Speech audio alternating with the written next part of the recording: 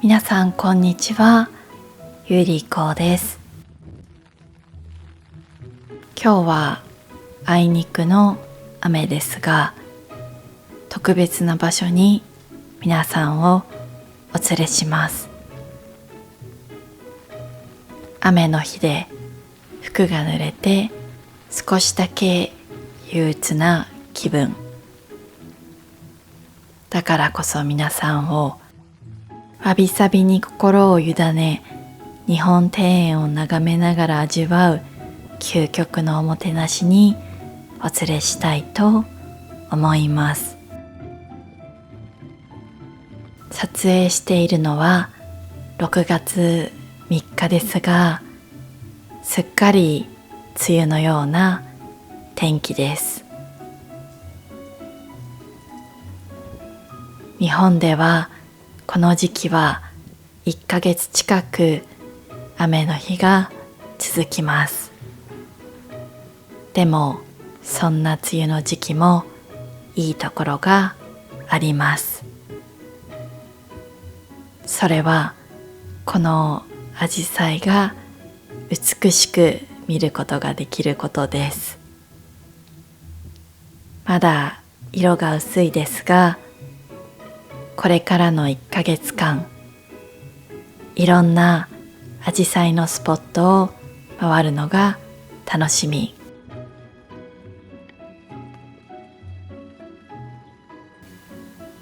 梅雨の鎌倉は魅力がいっぱいあります。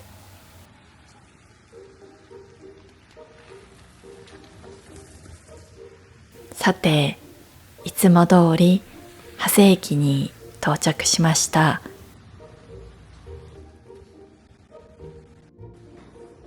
江ノ電に乗って鎌倉駅に向かいますが、現在の時刻は午後6時前。雨もあってか、ほとんどの観光客はいません。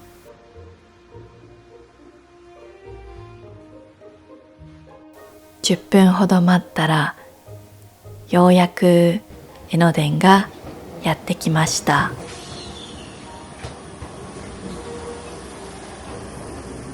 雨の日もなんだかかわいい江ノ電。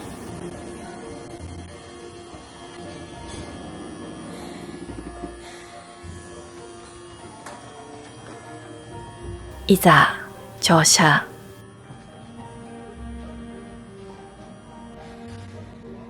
さあ、長谷駅を出発していきます。雨の日はいつもドラマチックになるのはなぜでしょう。今日もなんだか素敵な冒険が始まりそうな予感。この頃日没は7時近く。車窓から見える景色はまだ少し明るいです。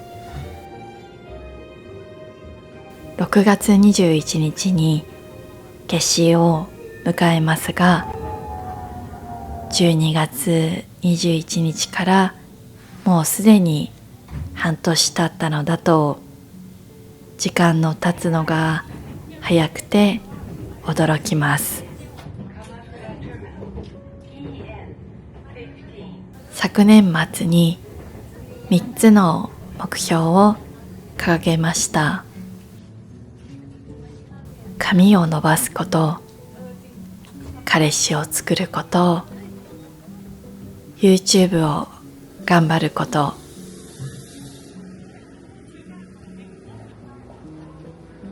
詳細については割愛しますが、それぞれ目標達成のために頑張っています。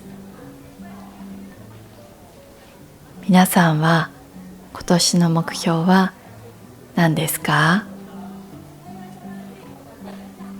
そしてその目標は今進捗していますか？執着は良くないけど、なりたい理想を思い描いて目標を掲げることはいいことだと思っています。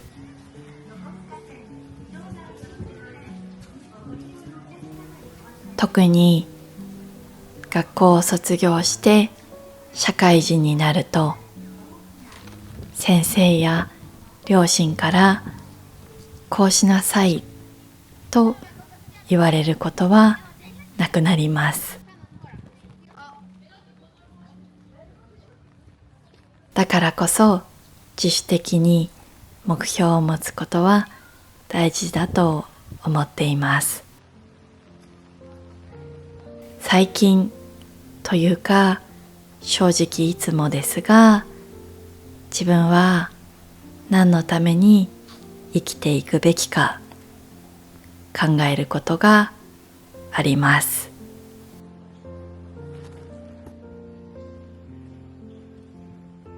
皆さんもそうですが、一度きりのこの人生、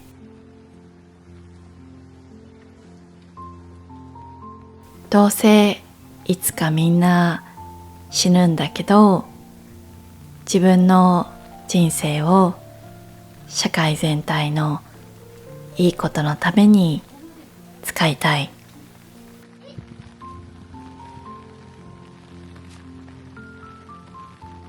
これは社会人になって最初の会社を辞めたいと思った時から一貫して思っていることです。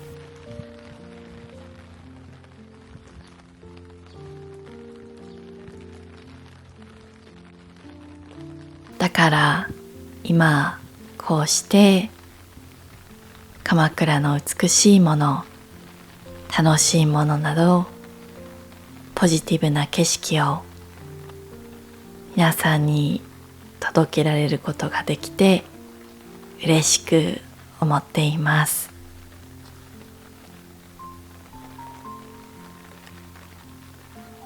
最近レストランで隣に座っていた20代の日本人女性2人がこんな話をしていました。最近外国人観光客が多すぎるよね。私たちがまるで海外にいるような気分になる。外国人の方が私たちより日本のことが詳しい。見た目は普通の女の子たちだったのですが、かなり強い口調で話していたので驚きました。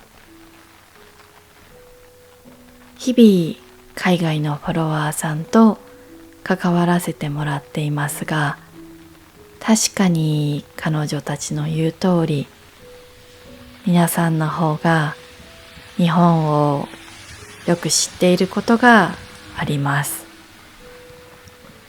普通の日本人がしないような観光地に行ったり、普通の日本人がしないような経験をたくさんしています。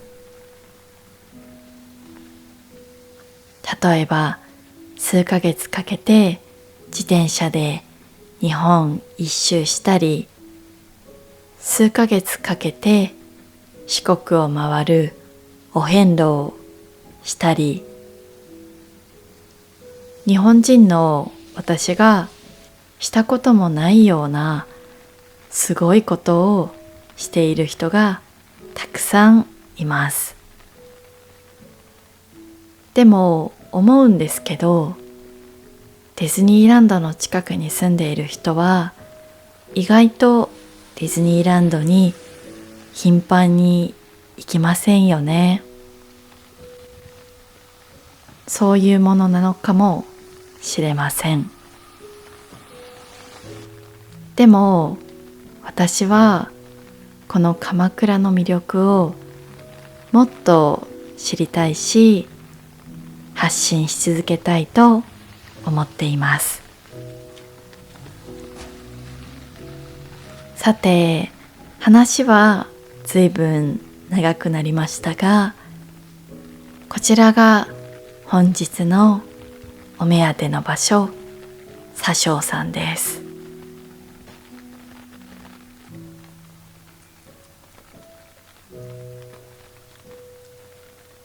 早速中に入っていきましょう。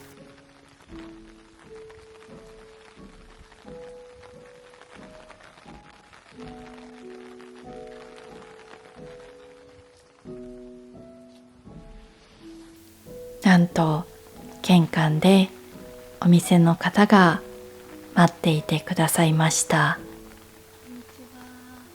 雨で足元が濡れていたり、敷居の高そうなお店だったので、こうしてお出迎えしていただけるのはとてもありがたかったです。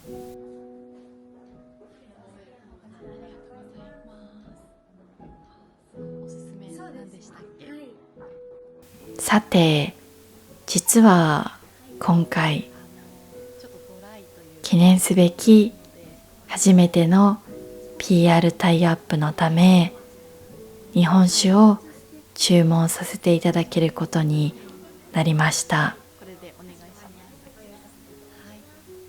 普段訪れるのはちょっとしたカフェだけど、皆さんがせっかく日本に来てくださるときにおもてなし文化を体験できる少し贅沢な経験もしていただきたいです。なので今回佐生様にお願いを言って PR させていただけることになりました。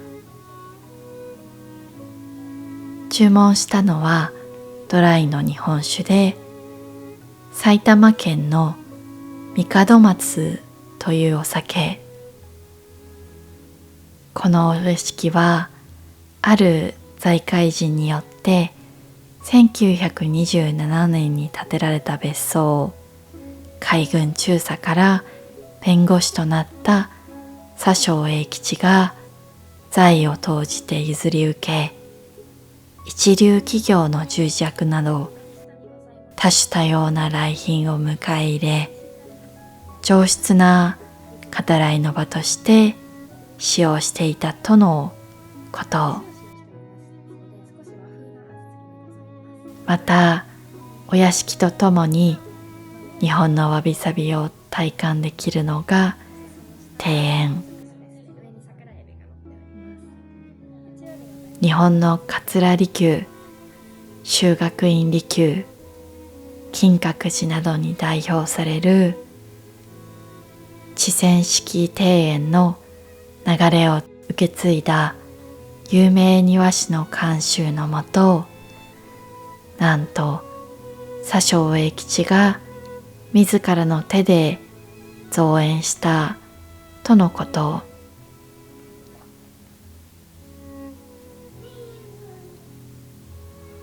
さて、今私がいただいているのは旬の食材を使った彩り豊かな前菜。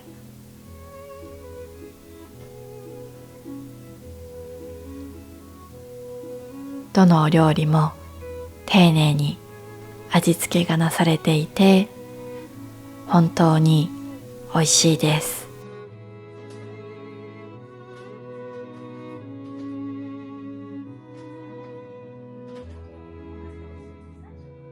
さて、こちらは自家製ローストビーフですが、本当に美味しかったです。さて、次のお料理はアワビの肝バターソース。バターの香ばしい香りがたまりませんでした。これは美味しすぎました。アワビの肝バターソースは日本でしか味わえないかもしれませんね。日本酒との相性もバッチリ。控えめに言っても最高です。ふと窓の外を見ると、だんだんと日が落ちてきました。続いてすき焼きのお肉です。こちらは葉山牛を使用しているそうです。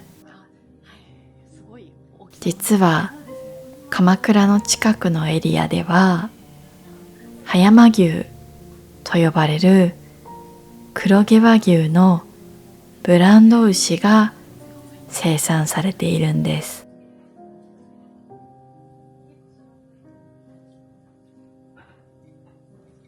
実は年間出荷数はわずか250頭と言われており、幻の牛肉と言われるほど希少価値が高いんだとか。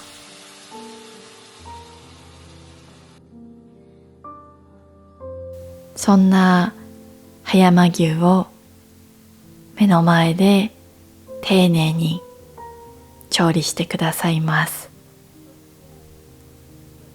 すき焼きは日本の伝統的な鍋の一つですが、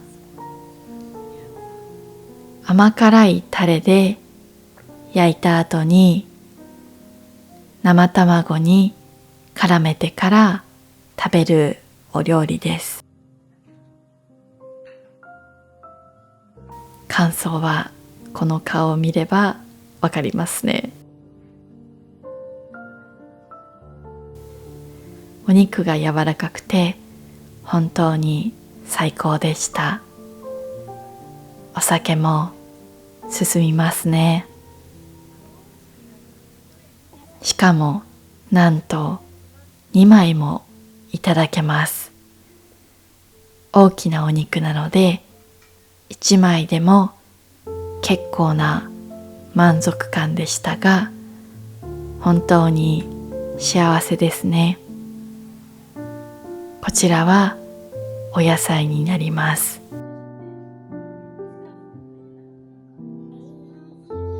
なんとここで炊きたての白米が登場しました。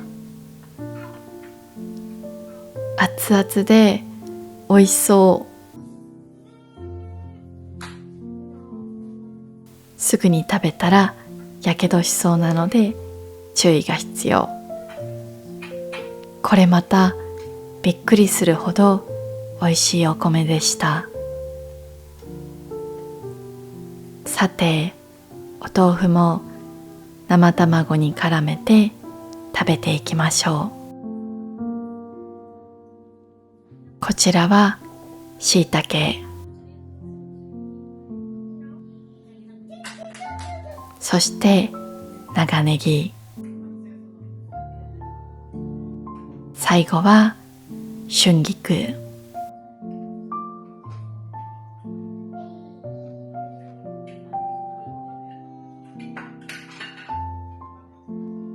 お庭のアジサイのライトアップも本当に素晴らしいですね。シンプルな日本庭園に自然の美しさを感じます。ご飯を食べ終わって大満足していたのですが、これからしゃぶしゃぶが始まると聞いて驚きました。こちらがしゃぶしゃぶのお肉です。もう終わりだと思っていたので、本当に嬉しいサプライズでした。日本のおもてなし文化は最高ですね。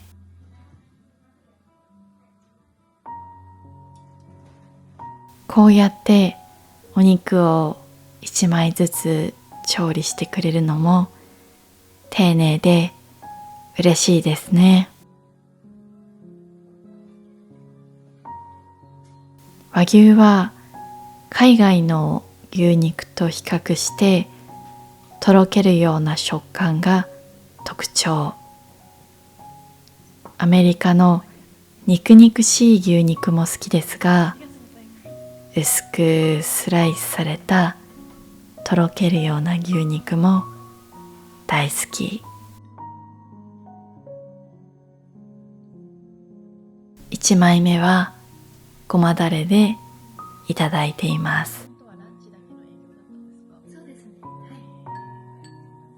ごまのうまみと香りが強い美味しいタレでした。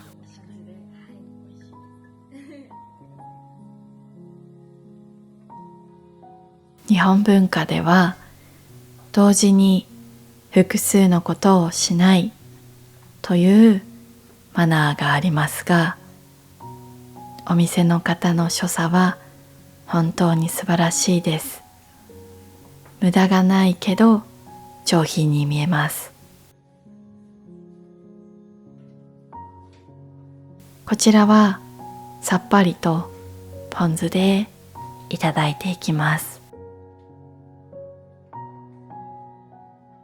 しゃぶしゃぶはすき焼きと異なり、味のついていないだしで茹でる料理です。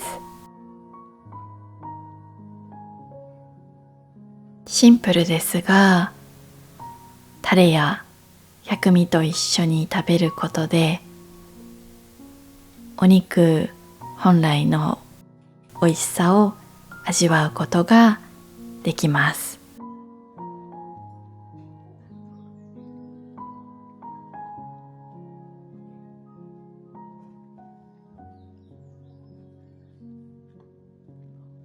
そしてここで終わったかと思いきや、なんと締めのうどんを作ってくださるとのことです。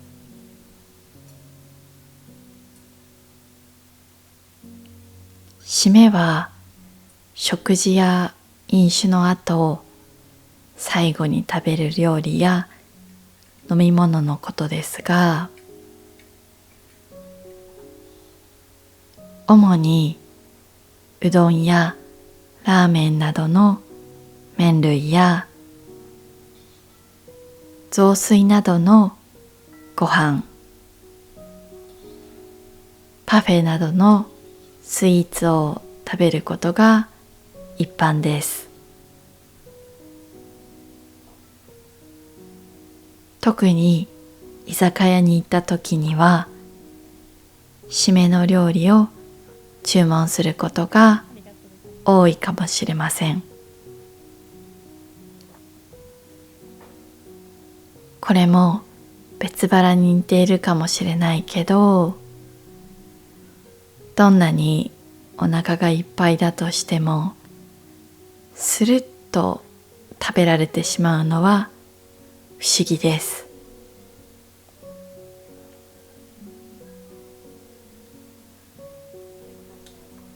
そしてなんとデザートはきな粉と黒蜜アイスと抹茶。お店の方が目の前で抹茶を立ててくださりました。手さばきがかっこいいですね。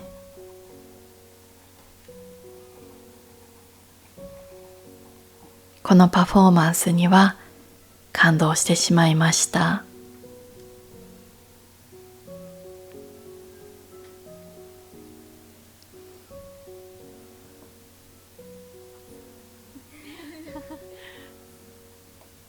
早速いただいていきます。きな粉と黒蜜の組み合わせが最高。抹茶もいただきます。苦みはほとんどない飲みやすい抹茶でした。この築100年の日本家屋でのほんの数時間、たくさんの日本文化が感じられました。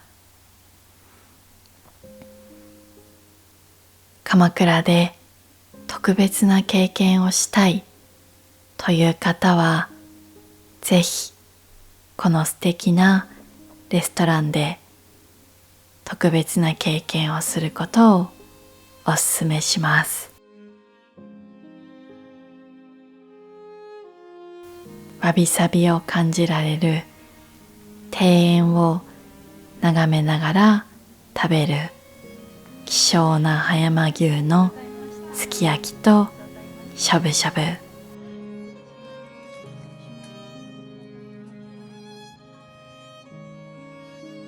そしてスタッフさんの最高のおもてなし。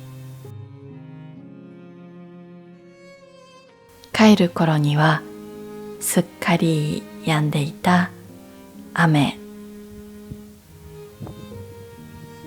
美味しい日本酒もあってか、少しほろ酔い気分で帰宅していきます。皆さん、本日のツアーはいかがでしたか？今日も動画を最後まで見てくれてありがとうございました。それではまた次の動画でお会いしましょう。